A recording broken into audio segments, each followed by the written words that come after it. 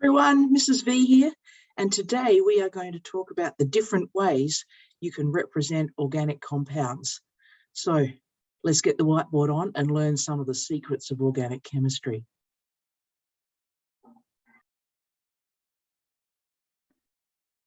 So there's four main ways that organic compounds are represented.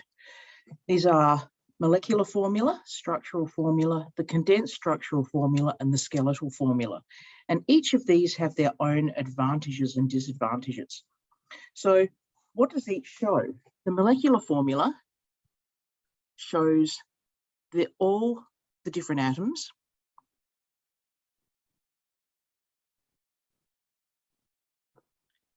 and how many there are of each of them. So for organic chemistry, that's not actually particularly useful information. We actually need to know a little bit more, and we'll see a little bit later on why a molecular formula alone is not enough. So let's move on to the structural formula. Now, the structural formula shows all the atoms and how they're actually held together with chemical bonds.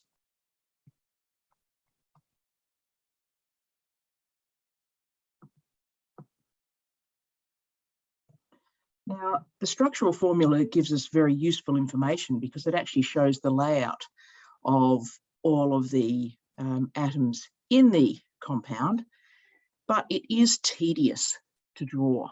So this is quite tedious, but does give us useful information. And this is where we come to this condensed structural formula. It shows, all the atoms and some of the bonds involved. It gives us some information about how everything's bonded together, but it's not as tedious to draw. So it pretty much shows the same information as the structural formula, but it's not as tedious. And then we have the skeletal formula, which is sometimes called the line angle formula. And the skeletal formula gives you the same information as the structural formula, but in a really easy to draw form. So this one is really easy to draw. But you need to learn some rules for what it represents.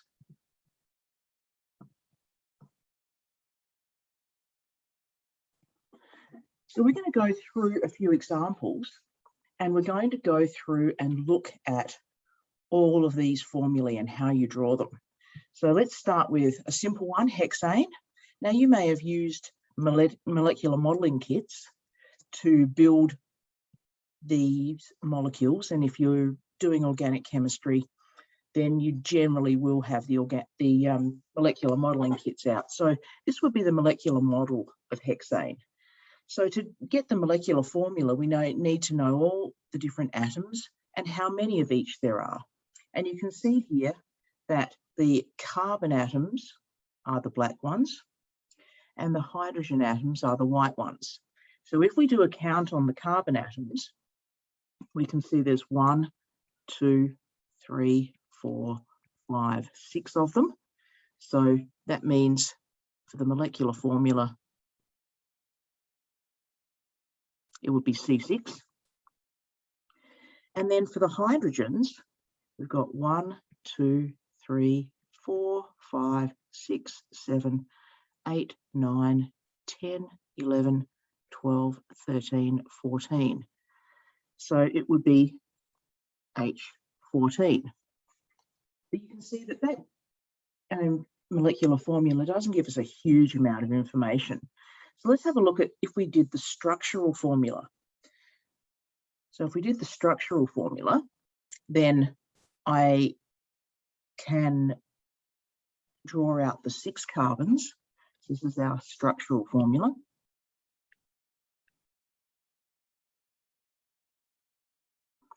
So I'm going to draw my 6 carbons. Now, the 6 carbons are normally just drawn in a straight line. 1, 2, 3, 4, 5, 6 carbons. And then I have to draw all of the hydrogens that are bonded to them. So each carbon has 4 bonds. So we can set this up by just drawing in all of the bonds that carbon would be making. And then we draw a hydrogen for each of them. Now, I don't know how much you enjoy drawing the letter H, but I find it extremely tedious to draw the H over and over again. But that would be our structural formula.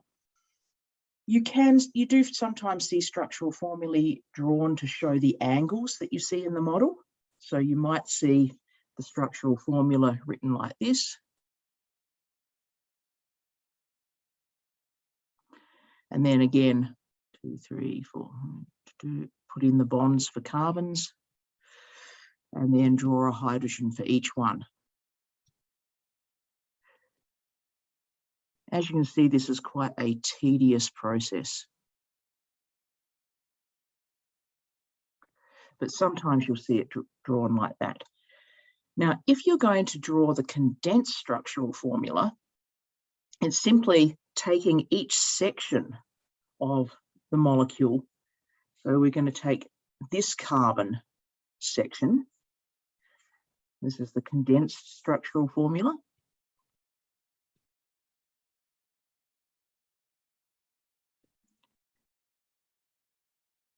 So first we're going to say we have a C with 3 H's on it.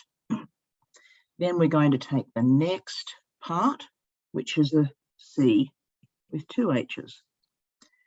Then we'll take the next part, which is another C with 2 H's. And then the next one is another C with 2 H's. And then I'm running out of colours here. Then the next bit is a CH2. And then on the end, we have a CH3. So that would be the condensed structural formula. And sometimes you'll find the condensed structural formula showing bonds as well. So sometimes you'll see CH3-CH2 to show the bonds between those.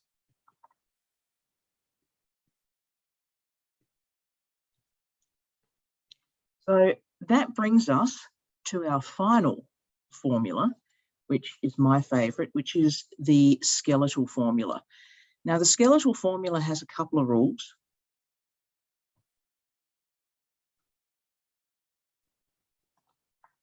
So we have a carbon on the end of every line.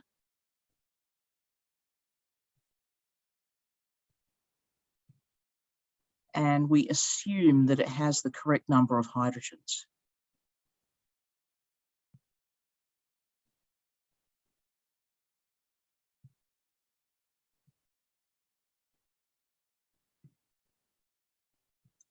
And that's because every carbon will make 4 bonds. So if you see the carbon is making 2 bonds already, you know that it'll have 2 hydrogens to make it up to those 4. So for this one, we would have a carbon here, 3, 4, 5, 6.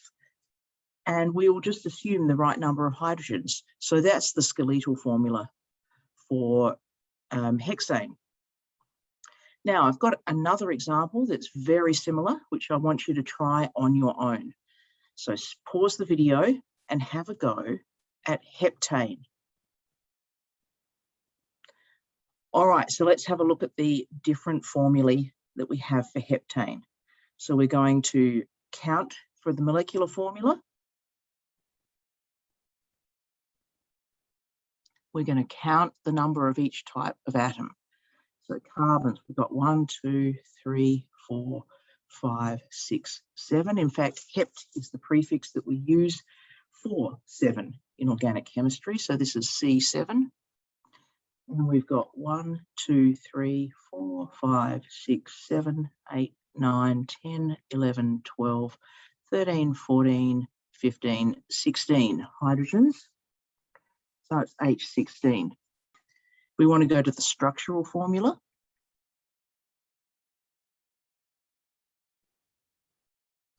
We'll have our 7 carbons. I'm just going to show them in a line. 2, 3, 4, 5, 6, 7. Now we're going to put in all of the bonds.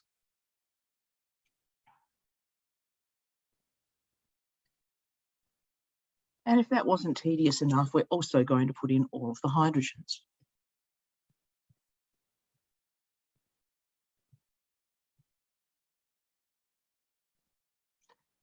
I hope you love drawing hydrogen as much as I do. Actually, I don't. Okay, so let's condense that.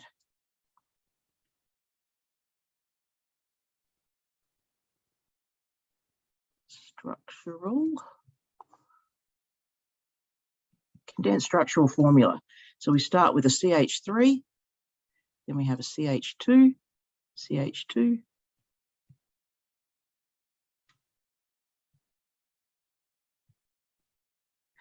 sometimes you can even condense that further. You could say that that was CH3, and then put the CH2 in brackets 5 times, and then CH3. There are a lot of different things that you can do with a condensed structural formula. And my favourite of all, the skeletal formula.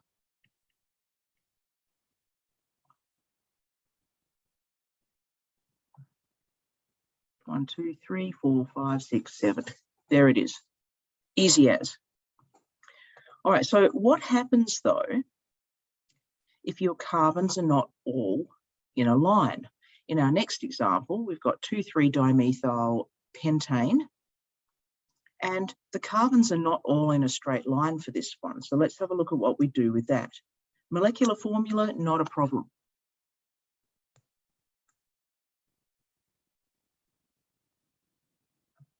Still, just count the atoms. So 1, 2, 3, 4, 5, 6, 7. So this is C7. And then just count the hydrogens. 1, 2, 3, 4, 5, 6, 7, 8, 9, 10, 11, 12, 13, 14, 15, 16. So H16. Now, immediately we see something very interesting. If you look back to the heptane example, your heptane example was also C7H16. And yet these are evidently, looking at the models, 2 different substances. So this is why we need more than just a molecular formula when we're doing organic chemistry. All right, let's have a look at the structural formula.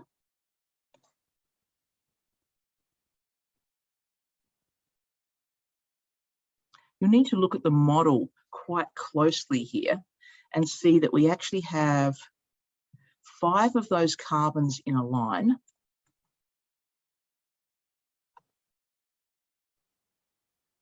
And then off of the third one, oh, this is actually 3,3. It's actually 3,3-dimethyl heptane. Oh, sorry, dimethyl pentane. I've just noticed. Okay, so make sure you change that one. So off of the third one, we have 2 carbons. Now, the easiest way to draw that is one above and one below to give you some room. Now for the hydrogens. So give every carbon 4 bonds. So that's an extra 3 there. This carbon, next carbon's making 2, so it needs 2. This next carbon's already making 4 bonds with 4 other carbons, so it doesn't need any more. This one here needs 2, this one here needs 3. And those 2 need 3 as well. And then, as if life wasn't difficult enough, we're going to draw in 16 hydrogens on the end of those bonds. Have I convinced you that the structural formula is not the best way to go yet? All right, so that would be our structural formula for 3,3-dimethyl pentane. The condensed structural formula.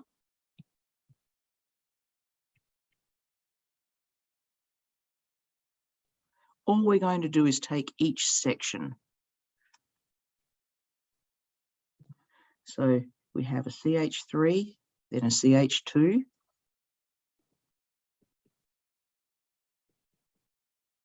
Then we just have a C.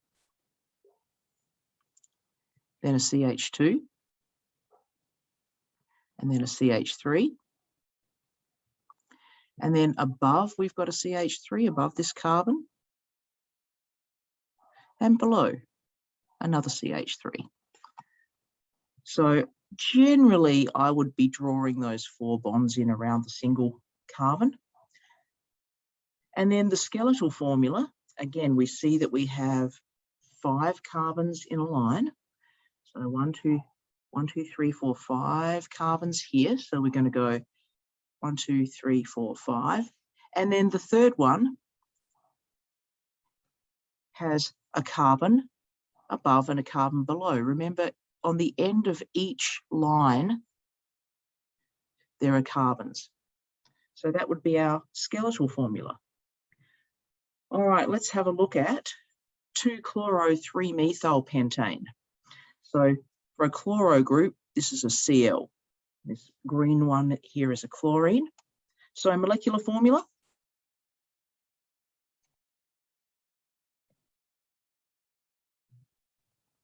You're just going to count the atoms. So I can see that we have 1, 2, 3, 4, 5, 6. So we've got C6, and we've got 1, 2, 3, 4, 5, 6, 7, 8, 9, 10, 11, 12. Did I miss any? Oh, there is actually one. Yeah, it should be 13. See how this carbon here has got 3 bonds to carbon. It must have a hydrogen behind there. We just can't see it because it's in behind. So C6H13 and then 1 chlorine, so Cl. Next, our structural formula, my all-time favorite knot.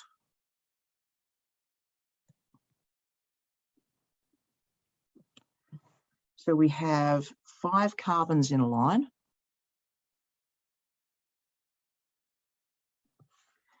And then there's a chlorine coming off of the second one. And then there's a carbon coming off of the third one. And now we've just got to put in the hydrogens. So this has 1, 2, 3. This makes 4. 1, 2, 3. This carbon's got 3, so it needs another one. This one's got 2 bonds. This one's got 1, so it needs 3. And then draw in all those lovely hydrogens. In fact, sometimes on a structural formula, you don't actually put the hydrogens in, you just draw the bonds. I don't use them very often. Okay, let's condense it.